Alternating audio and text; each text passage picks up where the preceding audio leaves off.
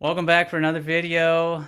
This one's near and dear to my heart because this is a family item that my brother gave to me that he's been holding on to for a very long time. And now with him moving out of his house, he needed to clear up some space, and he's like, hey, if you want it, take it. Learn some things about our old man, and prepare yourself for what you may find, because there might be some heavy shit in there, like heavy shit. So so I've already, full disclosure, I've already gotten into the metal case previously, and just went through it, just did a quick kind of inventory of what was in there. So it's not like a brand new reveal, for the first time. I'm not gonna bullshit you and pretend like this is the first time I'm opening this Foot Locker right there. So I'm gonna open it up and kind of just go over it with you, the kind of stuff that I found that resonated with me the most, because so my dad died just over 16 years ago. He from what my brother told me, I believe he had a heart attack, but he was also an alcoholic and had cirrhosis of the liver, so he really wasn't doing too well. When he passed, he was, I think, 51 years old at the time. So yeah, the way that he went out, it kind of, for me, it was kind of a cautionary tale because of how he lived his life. I never knew him growing up. I met him once as a kid. It was a very brief meeting that my older brother arranged. So this is kind of cathartic, I guess, for me to just kind of go over it with you guys and just kind of talk to you about what it means to me, to discover these things for myself about who he was, what he struggled with, and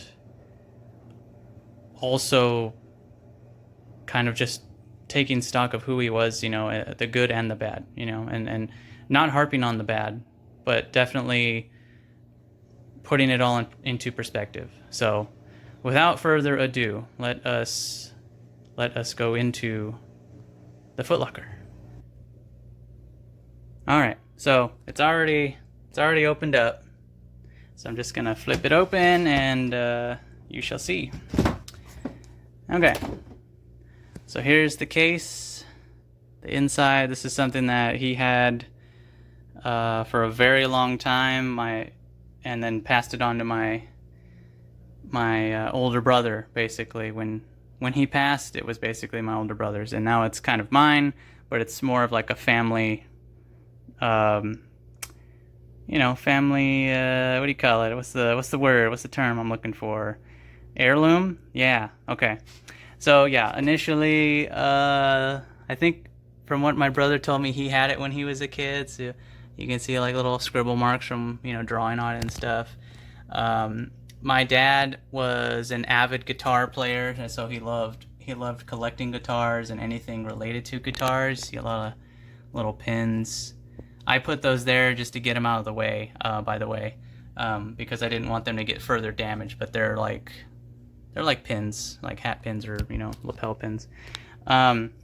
So just initially, like when I went through this shit, I found this book that I'm actually going to read for myself. I kind of browsed through it. The Trickster, Magician, and Grieving Man, Reconnecting Men with Earth. This is a book that was made in the early 90s, and just reading the foreword on it, I am very intrigued by what this book is about in terms of the male perspective with healing oneself, and also going against kind of the societal norms of what it was to be a man, and how things in the 90s were already shaping up, for how we deal with things in modern times today. So I'm very, very curious to learn more about this book. So I'm definitely going to be reading it, and maybe do a review with you. I don't know. Maybe just kind of a brief summary of what I learned from this book. But definitely interested in that. So moving on. But by the way, that from everything I know about my dad, I learned from my mother, and it was not in the best light, to put it lightly. She hated the man very much, compared him to the devil, likened him to some sort of dark sorcerer, doing evil shit, casting spells, things like that. So going through this stuff, I didn't see any of that. I couldn't confirm any of the things that she was saying about him, So seeing a book like that, I thought, well, this was a man that was seeking healing. This was a man that was trying to heal himself. He may not have succeeded, but he was pursuing it at one point or another. So, moving on. This is another thing that I went through. The Last Whole Earth catalog. Very cool. This is from 1971. It's in pretty rough shape, but the pages are still pretty in pretty good condition. You can still read it. It's not too faded, but this is like, for anyone, I guess, back in the day that was looking to do stuff that was outside the norm, like seeking things outside of like Western medicine, or like living off the land, living basically without government overreach, like the tools you would need, like for example, these things here, cool shit. There's a lot of how to, like pottery, yeah, cool shit. There was some other stuff I found in here, like a lot of book titles. How to adopt a child, like, yeah, interesting. Right to death, like, these are some trippy topics that probably weren't part of the societal norms at the time, or even now, to be honest. I mean, you get your camping gear, you got maps, how to get a job overseas. Like, man, this is before everything. This is before Google. This is all in one giant ass book. There it is. Passport to Survival. Yeah. So cool shit. Yeah, there was a title in here for a book that was about robotics and kind of human, I guess transhumanism is the term. I can't see it here, but yeah, it's a cool book. I mean, I'm very curious to keep digging into it, because yeah, there's a lot of cool shit in here. Yeah. We can't put it together. It is together. Yeah, like I'm not seeing Dark Wizard from this guy. Like, not at all. Let me see if I find a picture of him. There's a lot of photos. That's he collected stuff from like musicians too, like the Allman Brothers. He was a fan of. A lot of guitar shit. Let's see. Okay, this is him at a very young age. This is like, I think, in the 50s. Yeah. Is there anything on the back? No. 1967. I'm not sure if that's the actual age of the photo. There's his hat.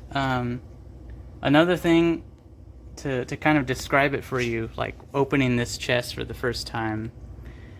um, my brother told me, like, when you open this case, you're gonna get a waft of a fragrance, and just know that that's what he smelled like. He prided himself on smelling good. Okay, so when I smelled this fragrance, I was like, wow, this is a signature scent, because I've never smelt it before. And I found the bottle. It's in here somewhere. It's like from, I think it's from Avon or something, Avon brand. But anyways, yeah, not sure what to make of that, but kind of a trippy sense of humor, I think my dad had. These are pretty cool. Very old, very old. Leather work in there. Another one of these weird looking clowns. Let's see, let me keep digging. So yeah, here's some of the photos. Let me see if I find one of him. Yeah, so he loved guitars. He just loved collecting them and playing them. Like, that was his thing, his jam. This is his handwriting. Yeah. Let's see, what did it say? What does it say here? I made Whitebird this guitar with the best fucking materials I could afford.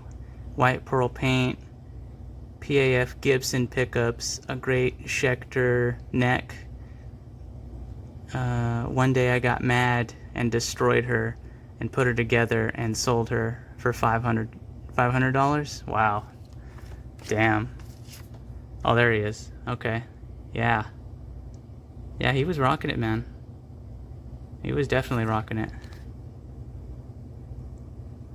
1980, me and my Carvin at the Star Palace to a sold-out crowd of 700. Also, I handpicked these bands because they rocked. Omega, something, and Laser. There's also some stuff of my brother's family. I don't want to show you guys that because it's his kids and shit. So yeah, there's another pic of him with a Gibson 65 Gibson. I think that's his favorite guitar, maybe. He had a lot of favorite guitars. Collected a lot of stuff from my brother following my brother through his early drumming career. Let's see. Yo, look at this. Public library card from the year I was born. Yeah. Trippy, man. Let's see. A lot of pictures of his friends.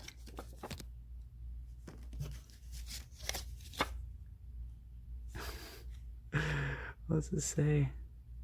Taking a whiz. What does that say? Oh, that's just his belt. Okay. I just wanted to double check this picture before I put it in the camera. That's just his belt. That's just his belt, I assure you. Yeah. Taking a whiz. Underlined. Let's see. What else can I show you? This wasn't in the original case, but my brother had given it to me a long time ago. That was our dad's. Yeah, it's a pedal, guitar pedal, Crybaby. Let's see, what else? Maps. Yeah, I'm very curious about these maps. I've always wanted to collect maps. Never got around to getting any, but yeah, a map of New England. These are old, man. Good condition, like they're not chewed up or anything. The lands of the Bible today. Yeah, my dad, he read the Bible. There's a Bible in here too. Like, again, not seeing this guy as an evil sorcerer that my mother portrayed him to be. Anyways, it's a Allman Brothers book. Yeah. Let's see. try to keep this organized now that it's in my possession. I don't want it to just go into disarray. I'll probably have to put it all back together again just to make sure it stays somewhat organized. Another photo album. So yeah, man, a lot of this stuff, like, it was kind of a trip to see, you know, but like, it's my dad on the left. That was my brother in the top. Yeah, that's my little brother. My big brother, I'm sorry. That's my parents. There's my parents right there. That's, my brother described that as who he, I guess, how he wanted to remember them most, instead of what I guess they really were. I don't know. Like, this is the best version of themselves when you look at this picture, you know? And so I can definitely resonate with that, you know, because I never saw them together. I was too young. I lived with my mom, and it wasn't a good relationship that we had, even as a kid, you know. So yeah, this would be their best selves right here. Like, I would want them to be that all the time. If there's an alternate reality of them staying together throughout the years, this would be them, I think, you know. So let's see, not much else on that. This is another thing. This is a journal from when he was in rehab. I don't know exactly what year it was. This is something that, oh yeah, 90s. So I'm probably like 3 years old. 3 years old at the time. So it's kind of therapy notes that his therapist would go over with him, give him like little pointers and notes about, you know. And going through that, reading that the first time, it was very interesting, for lack of a better term. He definitely struggled with his alcoholism.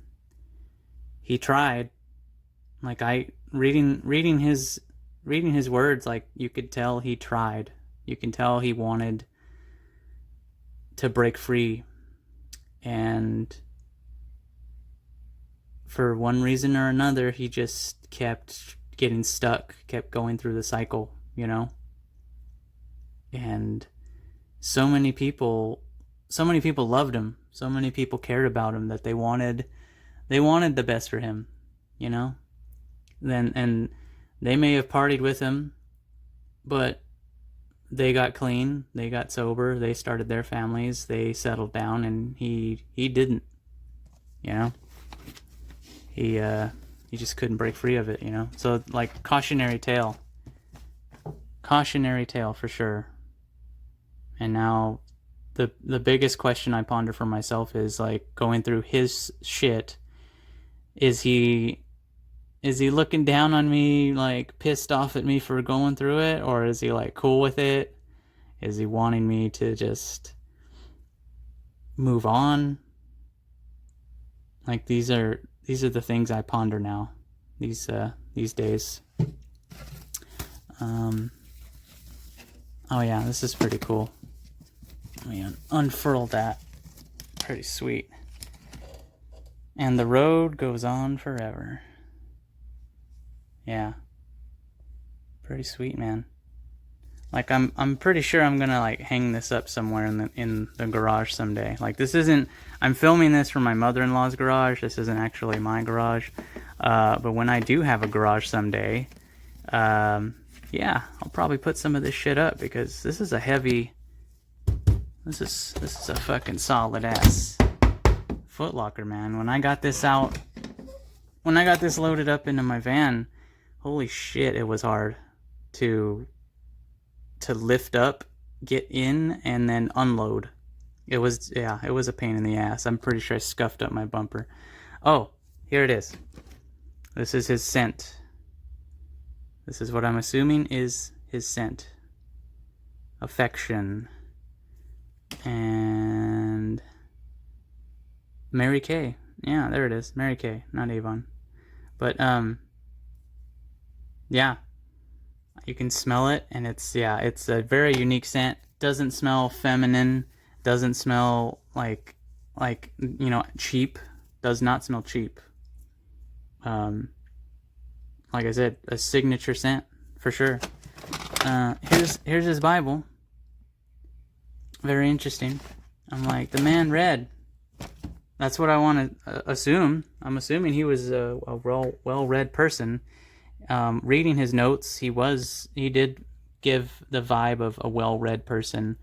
One of his closest friends wrote to him that he has the voice of a poet, and he spoke on some shit that definitely resonate with people. Lots of tapes, cool shit. When I went through it the first time, I was like, oh, like this sticks out to me. Hendrix Live, San Diego. I'm assuming that says 1960. It could be 1968. That makes more sense. Or 69. Yeah. Yeah, dude. Cool shit. Lots of local stuff. Waylon Jennings. Elvis. Primo Elvis. Yeah, he was recording tapes like in the 2000s, like, yeah. March 1986? 86. Grateful Dead on one side. Yeah, he was a rocker, 100%. No doubt about that. He was a 100% pure rock and roll man. And yeah, I gotta take care of these tapes because these are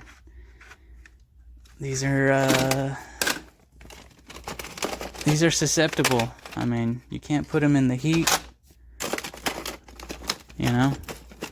like putting them in the garage, I'm hoping doesn't damage them.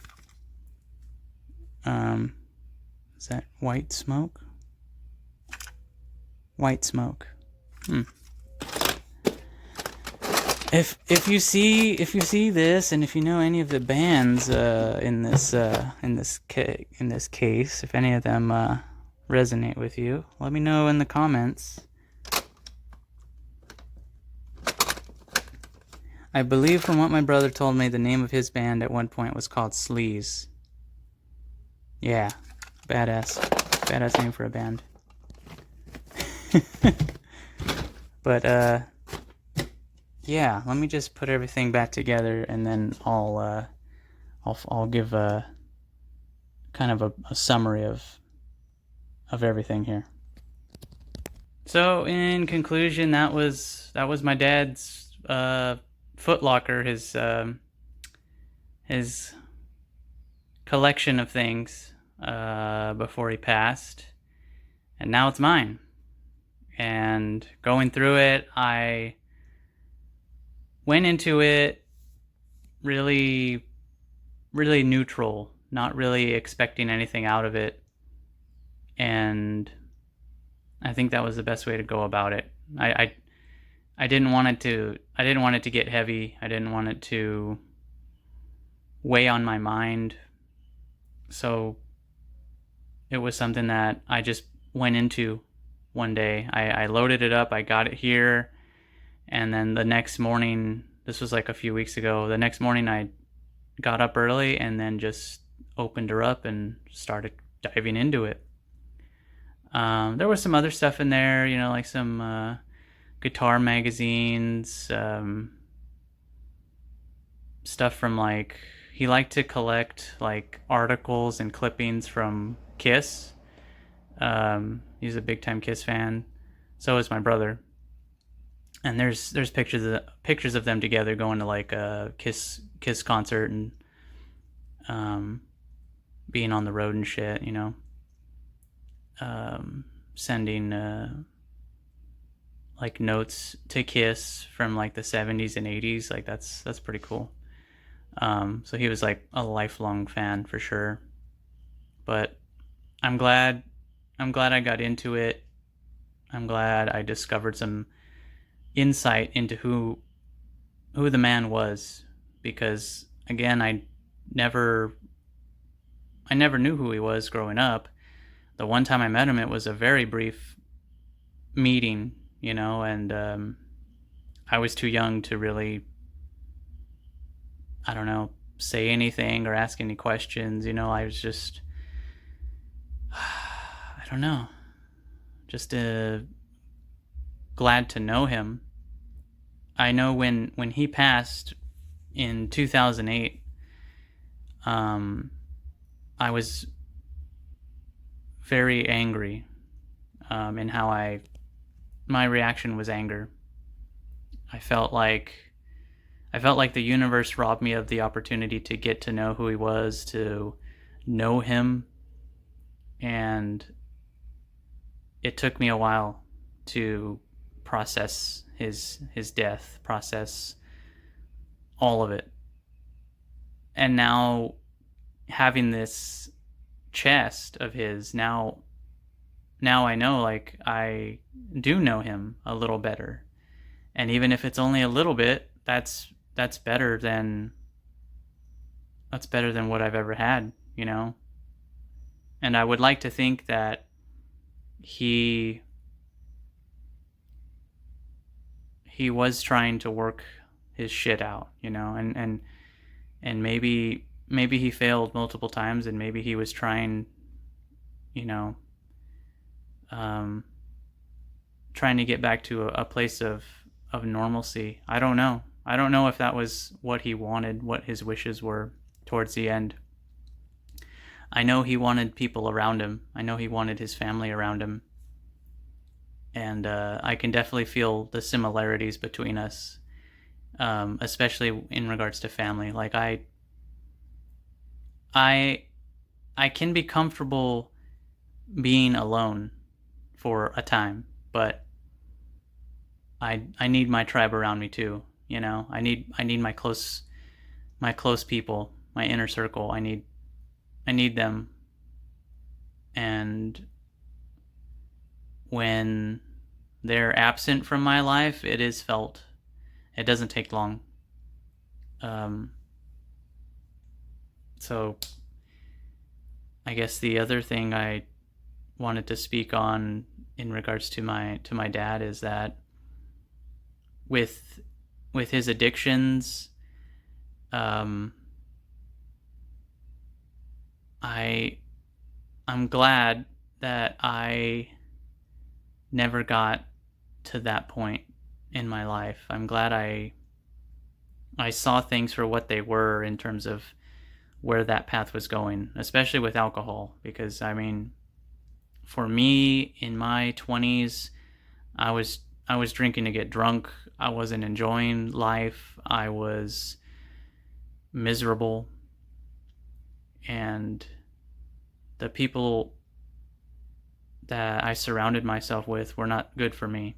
And I'm glad that I found a way out of that life, out of that mentality. I'm glad I met my wife and created a life with her and our daughter. Just seeing my dad's stuff, it just makes me more appreciative of what I have. And I definitely do not feel cheated anymore. I don't feel like the universe is out to get me or anything like that. You know, like, I have a lot to be thankful for and grateful for, and I am. And having these things now is kind of icing on the cake, I suppose, in terms of knowing where I come from. I I know more about him now than I do about my own mother, and I grew up with her, but I really don't know much about her, if that makes any sense. She didn't really reveal that much to me about who she was, where she came from, how she grew up, how she was raised, unless it was like a way of telling me like I had it rough and the way that you have it now is nothing compared to what I've been through in my life. But again, it was never something of revealing to me. Even my early adult years, like she never revealed to me like what those things were to kind of further understand. They were they I mean, it could have been a good teaching opportunity. It could have been a good moment for us to connect, but we never made that connection. We just always argued and fought, and I as a kid I couldn't fight back. I couldn't argue back unless I wanted to catch those hands. I don't know. I don't know how else to say it. Like I being a kid and having an abusive parent. It's a very one-sided affair. So I definitely get triggered in some respects to how my daughter and I interact with each other sometimes, and I find myself catching myself from reacting in a way that is going to be detrimental to our relationship. I can definitely speak with her more and explain things better than my mother ever explained to me how she was feeling, what she was going through, what her process was, And it's not a perfect relationship, me and my daughter, but we definitely have a better understanding of each other than me and my mother had from when I was my daughter's age now. So I must be doing something right. I know parenting isn't perfect. There's no manual to it, but it's in seeing these items and kind of linking it all together, who my dad was, who my mom was, and putting it all together to do better, to take what they've done and build on it, even if it's somewhat on unsettled ground. I feel like now I've built something that will last with my family, and I know that I'm not going to go down the path that they went down. I recently spoke with a friend about this discovery, and I told him that the biggest difference between who my parents were and who I am now is that they were both very selfish people in a very negative way. And I choose to be selfish in a positive way, because if I can take care of myself, if I can get my mind right in a positive way, then everyone around me will benefit from that. Everything that I want to manifest in my world will benefit from that, and so will the ones around me. They will also benefit from those things that I manifest, because I'm not just manifesting for myself, I'm manifesting for them too. I'm manifesting things for the community around me. Yeah. So I feel like there may be more levels to this stuff that, like as time goes on, I'll probably go into the case again and spend more time with it. I mean, I spent a full day just going through it the first time, and that was good. Going through it today with you, that was good too. But I think as time goes on, I'll definitely take more time with it, ponder on some of the things that he wrote about. You know, I don't imagine I'll be stuck by any of this. I definitely don't feel that way now. I feel very good. I feel very clear-headed, and I'm honestly in a good mood. Today has been good. I mean, just to give you a little update on what I've been doing, I recently received a tentative job offer, and so I'm just waiting on things to finalize with my new employer, background checks and all that. I'm pretty sure that's what it means, so I'm just waiting on all that to finalize so that I can start working again. So the timing of that is perfect for what me and my wife want to do financially. Definitely planning on investing again. Haven't been able to in quite some time, but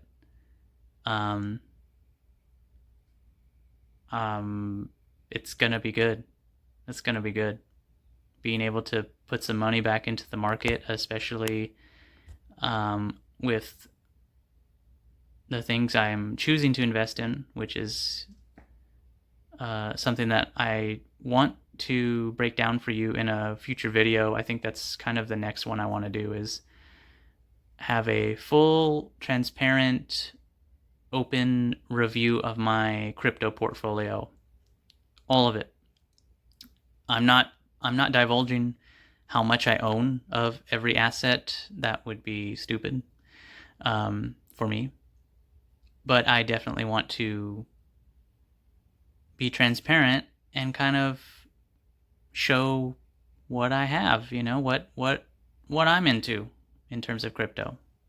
So, got a lot of shit done today, and I feel good about that. I'm gonna have some lunch and enjoy the rest of my day. But yeah, I'm glad to put this video together for you. I wanted to do it as soon as possible, and I'm glad I got it done. So I hope you appreciate it. I hope you enjoy it. And for those of you that have recently discovered my channel, I appreciate you. Appreciate you for taking the time to watch my videos. And my subscribers, of course, you have my utmost respect and appreciation always. So, love you guys. Take care. I will see you in the next video. Good day.